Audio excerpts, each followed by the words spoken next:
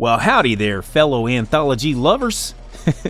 It's Justin from Horrible Home Video here, and I was thinking to myself earlier, I wonder who else loves that short-lived anthology series called Perversions of Science from the 1990s. You know the one, it's the show that's from the same creators as Tales from the Crypt. Well, the episode I'm going to discuss today is simply called Panic. Let's get into it. Once we get past the opening wraparound, featuring bad CGI sexy robot lady, I don't even know what her name is, the writer played by Chris Sarandon, who I recognize from Fright Night, classic movie. Anyway, he is typing away feverishly as a woman barges in and pontificates exposition endlessly, bothering the writer as he continues to type away.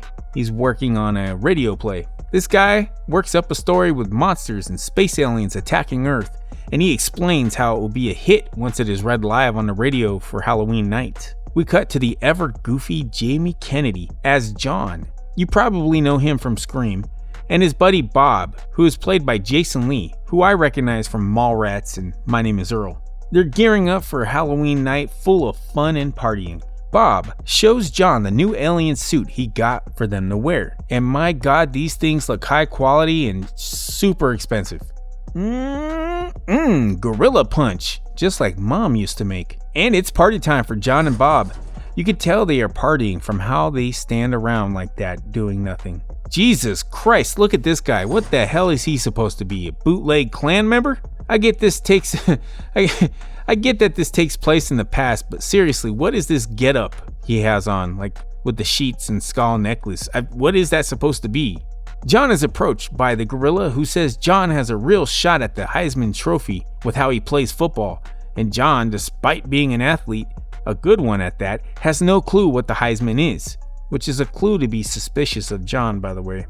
The gorilla lifts his mask, and I'm pretty sure that's the guy from the made-for-television biopic Roseanne, an unauthorized biography. Just kidding, I didn't even know that existed until I looked it up. But he was in it. He was also in Can't Hardly Wait, Austin Powers, Castaway, and 8 Mile. Anyway, the radio program about aliens is on air, and the partygoers are scared out of their minds at what they are hearing. They believe an alien attack is taking place, as they are unaware it is merely an entertainment program. John, ever the party pooper, runs into the room with a knife and begins chopping down the partygoers with ease. And now I see why Jamie Kennedy was cast in Scream. And then Bob uses a fireplace poker to extinguish a few women. And now I see why he was cast in 4 different Alvin and the Chipmunk movies. After Bob and John finish everyone off, they reveal that they are Martians on a mission, and they believe the radio program they heard was proof of the Mars attack being in full swing. We see John and Bob driving back in human form, still dressed in alien Halloween costumes. They see a man walking down the side of the road, and they drive by him and hit him with the old death laser as they yell about their set, which for the records is Mars Gang. John and Bob show up to the spot they know to be the rendezvous point when the attack is on, but nobody's there. Just then, Bob hears the radio proclaim that the alien reports were a work of fiction and merely a radio program. But just as they learn of the hoax, the pair are approached by a truck. A man and his wife hop out with shotguns pointed at them, but they proclaim they are not aliens despite the fact that they actually are. They are led to the back of a truck at gunpoint, and the man tells them to stop running their pretty mouths before he manhandles him. And no shit, that is verbatim what he says to them. The truck takes them to an old farmhouse where the fellas are taken to the basement, which is full of suspect items. And the man with a shotgun says he is excited to have an experience of the lubricated kind. Again, that is verbatim what he said. Oh, and there is a gimp chained in the box. That's it. They never explain that or who's in there.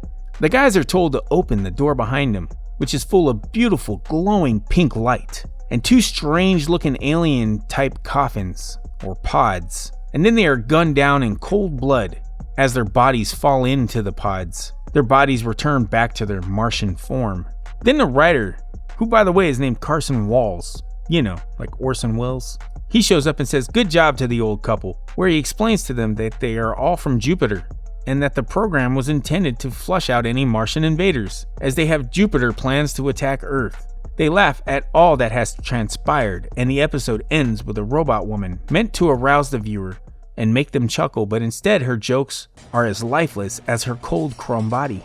And that's our time for today. Be sure to hit that like and comment about how much you love these videos. And look, your name could go right here on screen if you're a paying member like these Martians.